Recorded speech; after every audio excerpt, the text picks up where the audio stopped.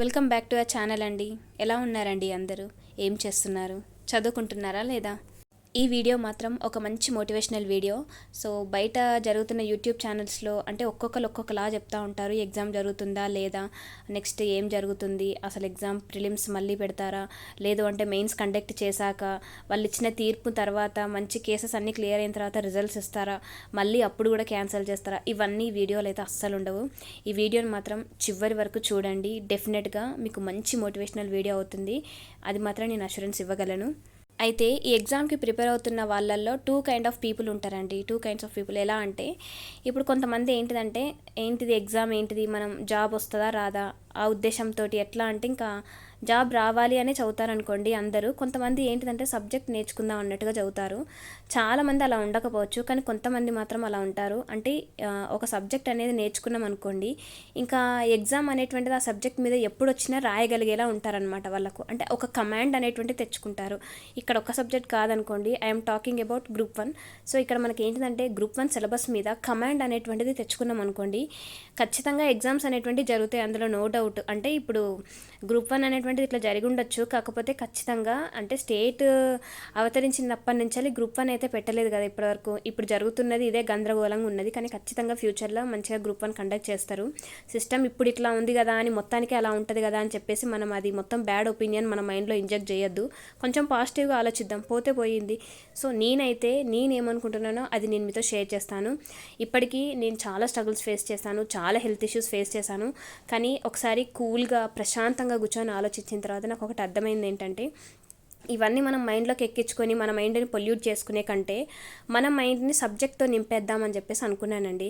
So ఇప్పుడు నాకున్న కొంచెం టైంలో, అంటే ఇప్పుడు మెయిన్స్ జరుగుతుందా లేదా అనేది పక్కకు పెట్టేసి, నేనేంటిదంటే మెయిన్స్ 21 అని చెప్పేసి నా మైండ్కి ఇంకా ఫిక్స్ అయిపోయాను. అది ఏమైనా జరగండి, నేను నా మైండ్కి ఒకటే చెప్తున్నాను, 21 ఎగ్జామ్ డేట్ వాళ్ళు ఇచ్చారు, ఆ 21 వరకు నేను సిలబస్ కంప్లీట్ చేయగలగాలి అంతే అని చెప్పేసి నా మైండ్కి ఇచ్చుకున్నాను. ఇన్ కేసు జరగలేదనుకోండి, అంటే పోనీ ఏం కాదులేండి, జరగకపోయినా ఏం ప్రాబ్లం, జరిగినా ఏం ప్రాబ్లం, సబ్జెక్ట్ కంప్లీట్ అవుతుందా, సిలబస్ కంప్లీట్ అవుతుందా అంటే అది కూడా మనం చెప్పలేం. ఒకరోజు ఎక్కువ చదువుతాం, ఒకరోజు తక్కువ చదువుతాం, ఒకరోజు అసలుకే చదవం, ఒకరోజు మనకు హెల్త్ ఇష్యూ వస్తుంది, ఒకరోజు పిల్లలకు హెల్త్ ఇష్యూ రావచ్చు. సో సిచ్యువేషన్స్ అనేటువంటి ఎలానైనా రావచ్చు, మనం చదువుకుంటున్నప్పుడు ఇంకెక్కువ వస్తాయి అలాంటి situations. So what ever it is, ఏదైనా నేనేంటిదంటే నాకున్న ఈ సిలబస్ కాపీలో ఉన్నటువంటి ప్రతి కంటెంట్కి నాకు ఒక ఐడియా అనేటువంటిది తెచ్చుకోవడానికి నేను సాయశక్తిలో ట్రై చేస్తున్నాను. ఆల్మోస్ట్ మనం ప్రిలిమ్స్లో చేసింది మెయిన్స్లో చేసింది ఈక్వల్గా అయితే అస్సలు ఉండదు. ప్రిలిమ్స్లో జస్ట్ మల్టిపుల్ చాయిస్ క్వశ్చన్సే, but here we have to write answer అనమాట. క్వశ్చన్ ఎలా అడిగితే మనం అలా మన మైండ్ని టర్న్ చేస్తూ మనకు వచ్చిన కంటెంట్ని వాళ్ళు అడిగిన క్వశ్చన్కి తగ్గట్టుగా రాయగలగాలి. అదే అనమాట ఒక గ్రూప్ 1 ఆఫీసర్కి ఉండాల్సిన క్వాలిటీస్. అందుకనే కదా ఎగ్జామ్ అనేటువంటిది మనం చూడండి, ఏ ఎగ్జామ్ అయినా డైరెక్ట్ స్ట్రైట్ ఫార్వర్డ్ క్వశ్చన్స్ అనేది చాలా తక్కువ సబ్జెక్ట్స్కి వస్తాయి. మిగతా సబ్జెక్ట్స్ అన్నీ మన ఎనాలిటికల్ స్కిల్స్ చూస్తాయి అనమాట. అంటే వీళ్ళకు ఎలా ఉంది, కంటెంట్ మీద గ్రిప్ ఎలా ఉంది, సబ్జెక్ట్ మీద ఎలా ఉంది వీళ్ళకు గ్రిప్ అనేటువంటిది అదే టెస్ట్ చేస్తారు మనల్ని. గ్రూప్ 1 కానీ యూపీఎస్సీ కానీ రెండు ఆల్మోస్ట్ సేమ్ ఉంటుంది అనుకోండి, వాళ్ళ యొక్క కంటెంట్ కానీ ఏదైనా సేమ్ ఉంటుంది సిలబస్. కాకపోతే దీంట్లో కొంచెం స్టేట్ ఇన్ఫర్మేషన్ యాడ్ చేస్తారు, కానీ ఆల్మోస్ట్ రెండు ఎగ్జామ్లో ఒక ఎవాల్యుయేటర్ చూసేది సేమ్ అదే అనమాట. సో ఇవన్నీ పక్కకు పెట్టేస్తే నేను మన ఛానల్లో ఉన్న సబ్స్క్రైబర్స్ బ్రదర్స్ అండ్ సిస్టర్స్కి నేను తెలియజేసేది ఒక్కటే, బయట ఏమన్నా జరగనియండి, నేను అంటే జరుగుతున్నాయి కదా అని చెప్పేసి రెస్పాండ్ అవ్వకుండా ఉండండి అని నేను చెప్పను. ఎందుకంటే రెస్పాన్స్ అనేటువంటిది మనిషికి ఖచ్చితంగా ఇవ్వాల్సిందే. సిచ్యువేషన్స్ అట్లా ఉన్నప్పుడు మనం మాత్రము ఎంత గట్టిగా ఇట్లా బిగబట్టుకొని కూర్చున్నంత మాత్రాన మైండ్ ఆలోచించకుండా ఉంటుందా? ఖచ్చితంగా ఆలోచిస్తుంది. కాకపోతే ఎక్కడి వరకు ఆలోచించాలో అక్కడి వరకే ఆలోచించండి. మిగతా టైంలో ఏంటిదంటే బుక్ తీసుకొని చదవండి. మనం ఇప్పుడు చదివిన ఈ కంటెంట్ మేబీ ఇప్పుడు ఎగ్జామ్ క్యాన్సిల్ అయితే ఏం చేయలేము అనుకోండి, కానీ నెక్స్ట్ ఒకవేళ మళ్ళీ ఎగ్జామ్ కండక్ట్ చేస్తే మాత్రం ఖచ్చితంగా యూజ్ అవుతుంది. ఇన్ కేస్ ఏదైతే అదేంది అని చెప్పేసి అక్టోబర్ 21కే కనుక ఎగ్జామ్స్ కండక్ట్ చేసినట్లయితే రాద్దామండి, ఏమవుతుంది మనకు తెలుస్తుంది కదా. First time we are going to write group 1 exam కదా.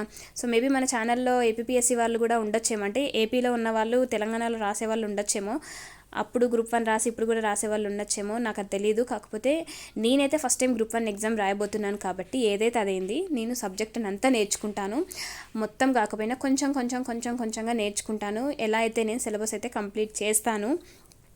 అంటే మొత్తం 100% సిలబస్ ఎవరు కంప్లీట్ చేయరండి.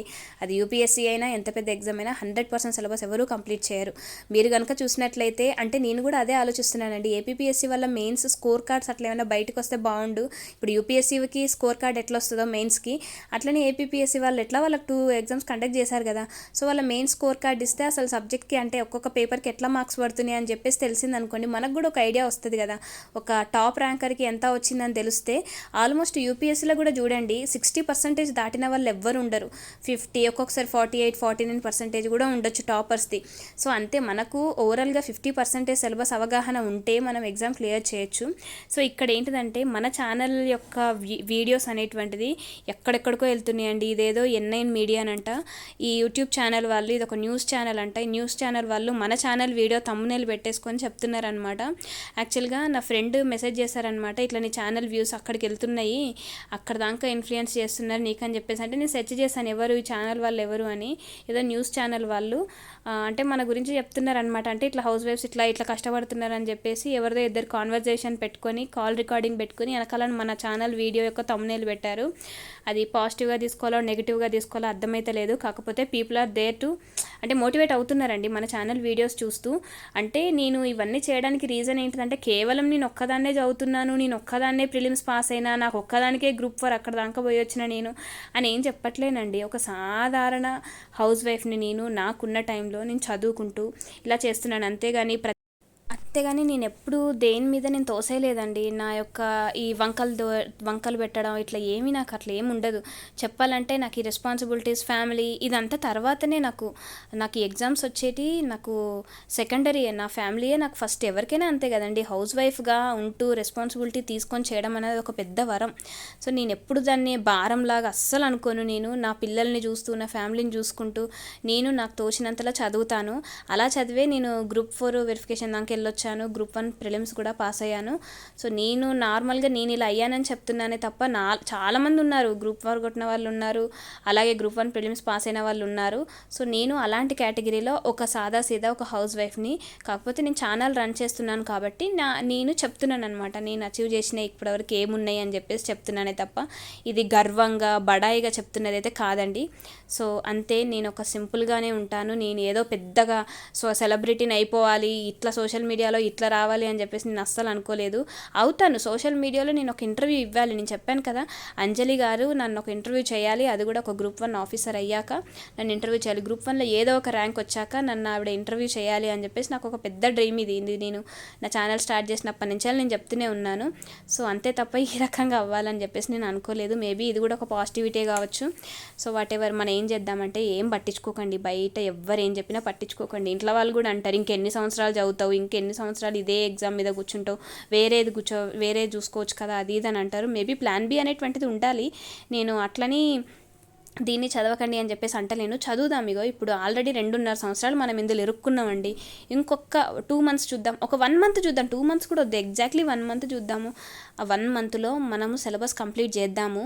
1 monthలో అవ్వదు కావచ్చు, కానీ మనం తలుచుకుంటే కొంచెం అన్న అవుతుంది కదా, అట్లీస్ట్ ఒక 50-60% అన్న అవుతుంది కదా సిలబస్. సో సిలబస్ కంప్లీట్ చేద్దాము. సబ్జెక్ట్ మన మైండ్లో ఇంజెక్ట్ చేసుకున్నాం అనుకోండి, ఎప్పుడు ఎగ్జామ్ పెట్టినా రాస్తాం. ఇన్ కేసు మన బ్యాడ్ లక్ ఇది జరగలేదు అనుకోండి, మళ్ళీ ఎప్పుడన్నా ఎగ్జామ్ మేబీ November, Decemberలోనైతే ఛాన్స్ లేదు పెట్టే ఛాన్స్, ఒకవేళ పోస్ట్ పోన్ అయితే జనవరిలో. ఇన్ కేసు పెట్టారనుకోండి అప్పుడు రాద్దాం. లేదు ఎగ్జామ్ కండక్ట్ చేశారనుకోండి, సరే రాద్దాం.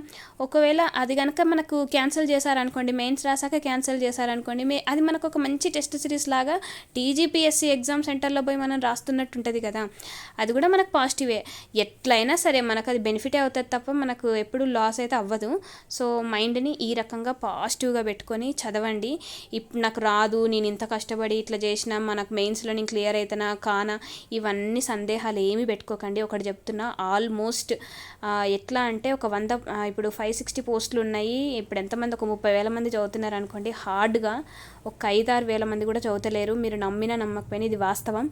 ఇంకా చెప్పాలంటే పచ్చిగా చెప్పాలంటే అసలు 2-3 వేల మంది కూడా చదువుతున్నారో లేదో మెయిన్స్కి. సో ఈ టైంలో ఎవరైతే మెయిన్స్ని పట్టు విడవకుండా చదువుతారో ఖచ్చితంగా వస్తుంది, అందులో నో డౌట్. సో అంతేనండి, ఈ వీడియో ద్వారా మీకు కొద్దో గొప్ప పాజిటివ్నెస్ ఇచ్చాను అని చెప్పేసి అనుకుంటున్నాను. మోటివేషన్ అయింది, మీకు మోటివేట్ అయ్యారు అని చెప్పేసి నేను అనుకుంటున్నాను. ఇన్ కేస్ మీకు కనుక వీడియో నచ్చినట్లయితే ఒక చిన్న లైక్ చేయండి, షేర్ చేయండి, ఛానల్ని సబ్స్క్రైబ్ చేస్తూ చూడండి. ఇంకా మేబీ వీడియోస్ కూడా తగ్గిస్తాను, వీక్లీ వన్స్ ఆర్ ట్వైసే పెడతాను. సో అంతేనండి, ఇంకెవరికైనా వీడియోని షేర్ చేయాలనిపిస్తే, డిప్రెషన్లో ఉన్న వాళ్ళకి షేర్ చేయాలనిపిస్తే షేర్ చేయండి. థ్యాంక్ యూ అండి, thank you so much for watching this video. హెల్త్ని జాగ్రత్తగా చూసుకోండి. అంటే హెల్త్ మంచిగా ఉంటేనే ఏదైనా, ఎగ్జామ్ ఇవన్నీ సెకండరీ. లైఫ్లో ఎగ్జామ్ అనేటువంటిది ఒక చిన్న పార్ట్ మాత్రమే, లైఫే ఎగ్జామ్ కాదు. సో అంతేనండి, బాయ్ బాయ్.